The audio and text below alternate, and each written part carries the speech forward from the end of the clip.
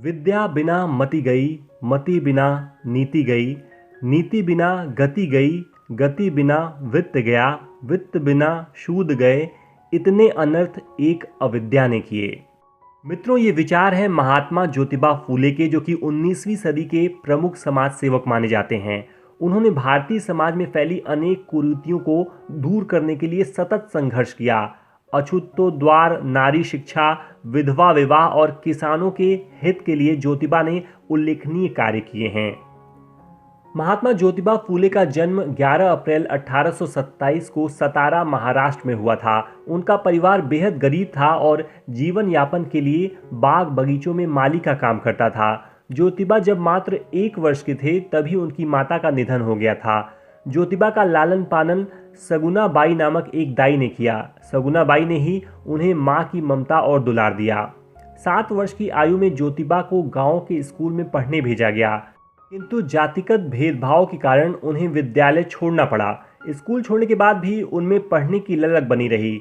सगुना by ने बालक ज्योतिबा को घर में ही पढ़ने में मदद की। घरेलू कार्यों के बाद जो समय बचता उसमें वह किताबें पढ़ते थे। ज्योतिबा पास पड़ोस के बुजुर्गों से विभिन्न विषयों पर चर्चा किया करते थे। लोग उनकी सूक्ष्म और तर्क संगत बातों से बहुत प्रभावित होते थे। अरबी फारसी के विद्वान गफ्फार बेग मुंशी एवं फादर लिजीट साहब ज्योतिबा के पड़ोसी थे। उन्होंने बालक ज्योतिबा की प्रतिभा एवं शिक्षा के प्रति रुचि देखकर उन्हें पुनः विद्यालय भेजने का प्रयास किया। ज्योतिबा फिर से स्कूल जाने लगे। वह स्कूल में सदा प्रथम आते रहे।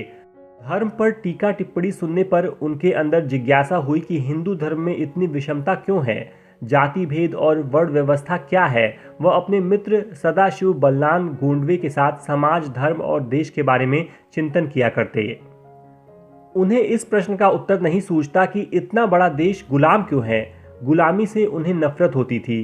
उन्होंने महसूस किया कि जातियों और पंथों पर बटे इस देश का सुधार तभी संभव है जब लोगों की मानसिकता में सुधार होगा।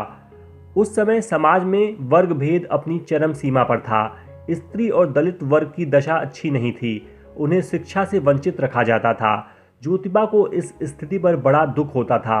उन्होंने स्त्री सुर दलितों की शिक्षा के लिए सामाजिक संघर्ष का बीड़ा उठाया। उनका मानना था कि माताएं जो संस्कार बच्चों पर डालती हैं उसी में उन बच्चों के भविष्य के बीज होते हैं, इसलिए लड़कियों को शिक्षित करना आवश्यक है। उन्होंने निश्चय किया कि वह वंचित वर्ग की शिक्षा के लिए स्कूलों का प्रबंध करेंगे। उस समय जात पात, ऊंच नीच की दीवारें बहुत ऊंची थीं। दलितों एवं स्त्रियों की शिक्षा के रास्ते बंद थे। ज्योतिबा इस व्यवस्था को तोड़ने हेतु दलितों और लड़कियों को अपने घर में पढ़ाते थे। वह बच्चों को छिपा कर लाते और वापस पहुंचाते थे। जैसे जैसे उनके समर्थक बढ़े, उन्होंने खुलेआम स्कूल चलाना प्रारंभ कर दिया। स्कूल प्रारंभ करने के बाद ज्योतिबा को अनेक कठिनाइयों का सामना करना पड़ा। उनके विद्यालय में पढ़ाने को कोई तैयार न होता। कोई पढ़ाता भी तो सामाजिक दबाव में उसे जल्द ही यह कार्य बंद करना पड़ता। इन स्कूलों में पढ़ाए कौन, यह एक गंभीर समस्या थी। ज्योतिबा ने इस समस्या के हल हेतु अपनी पत्नी सावित्री को पढ़ना सिखाया और फिर मिशनरीज के नॉर्मल स्कूल में प्रशिक्षण दिलाया। प्रशिक्षण के बाद वह भारत की प्रथम प्रशिक्षित महिला शिक्षिका बनी। उनके इस कार्य से समाज के लोग कुपित हो उठे। जब सावित्रीबाई स्कूल जाती तो लोग उनको तरह तरह से अपमानित करते, परंतु वह महिला अपमान का घूंट पीकर भी अपना कार्य करती रही। इस पर लोगों ने ज्योतिबा को समाज से बहिष्कृत करने की धमकी दी और उन्हें उनके पिता के घर से बाहर निकलवा दिया। गृह त्याग के बाद पति पत्नी को अनेक कठिनाइयों का सामना करना पड़ा, परंतु वह अपने लक्ष्य से डिगे नहीं। अंधेरी काली रात थी, बिजली चमक रही थी। महात्मा ज्योतिबा को घर लौटने में देर हो गई थी। वह सरपट घर की ओर बढ़े जा रहे थे।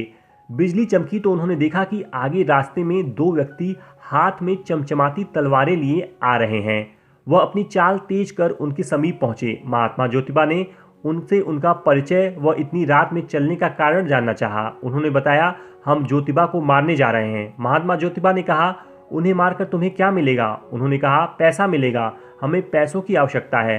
महात्मा ज्योतिबा ने क्षण भर सोचा, फिर कहा, मुझे मारो, मैं ही ज्योतिबा हूँ। मुझे मारने से अगर तुम्हारा हित होता है तो मुझे खुशी होगी। इतना सुनते ही उनकी तलवारें हाथ से छूट गईं। वह ज्योतिबा के चरणों में गिर पड़े और उनके शिष्य बन गए। महात्मा ज्योतिबा फूले ने सत्य शोधक समाज नामक संगठन की स्थापना की। सत्य शोधक समाज उस समय के अन्य संगठनों से अपने सिद्धांतों व कार्यक्रमों के कारण भिन्न था। सत्यशोधक समाज पूरे महाराष्ट्र में शीघ्र ही फैल गया। सत्यशोधक समाज के लोगों ने जगह जगह दलितों और लड़कियों की शिक्षा के लिए स्कूल खोले, छुआछूत का विरोध किया, किसानों के हितों की रक्षा के लिए आंदोलन चलाए। महात्मा ज्योतिबा फूले ने अपने जीवन काल में कई पुस्तकें भी लिखी। उनमें प्रमुख हैं तृतीय रत्न, छत्रपति शिवाजी, ब्राह्मणों का चातुर्य, किसान का कोड़ा, अछूतों की कैफियत। महात्मा ज्योतिबा व उनके संगठन के संघर्ष के कारण सरकार ने एग्रीकल्चर एक्ट पास किया। धर्म, समाज और परंपराओं के सत्य को सामने लाने में उनकी पुस्तकों ने भी उल्लेखनीय कार्य किया। 28 नवंबर सन 1890 को उनका देहावसान हो गया। बाबा साहेब भीमराव अंबेडकर महात्मा ज्योतिबा फूले के आदर्शों से बहुत प्रभावित थे और उन्होंने कहा था, महात्मा फूले मॉडर्न इंडिया के सबसे महान शूद्र थे, जिन्होंने पिछड़ी जाति के हिंदुओं को अगड़ी जाति के हिंदुओं का गुलाम होने के प्रति जागरूक कराया, जिन्होंने यह शिक्षा दी कि भारत के लिए विदेशी हुकूमत से स्वतंत्रता की तुलना में सामाजिक लोकतंत्र कहीं अधिक महत्वपूर्ण है। पूरे जीवन भर गरीबों, दलितों और महिलाओं के लिए संघर्ष करने वाले इस सच्चे नेता को जनता ने आदर से महात्मा की पदवी से विभूषित किया। उन्हें समाज के सशक्त प्रहरी के रूप में सदैव याद किया जाता रहेगा। मित्रों, महात्मा ज्योतिबा फूले की जीवनी पर आधारित ये वीडियो अगर आपको अच्छा लगा